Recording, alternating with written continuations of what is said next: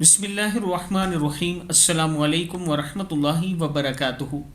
आबिद राजा channel की तरफ से आज मैं अपने दोस्तों को रसूलुल्लाह सल्लल्लाहु अलैहि वआलिहि वसल्लम का एक फरमान बताऊंगा। इसे गौर से सुनिएगा। आजकल हमारे माशरे में सबसे ज़्यादा पाई जाने वाली बुराई यही है, जिस पर लोग वैसे ही दलीलें दे रहे होते हैं, इल्म होता नहीं है किसी के पास। रसूलुल्लाह सल्लल्लाहु अलैहि वआलिहि वसल्लम ने इरशाद फरमाया, सूद के 70 दर्जे।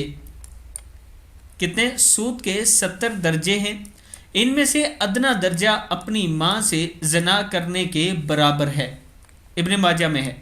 सूद के 70 दर्जे हैं, इनमें से अदना दर्जा जो है अपनी माँ से जना करने के बराबर है।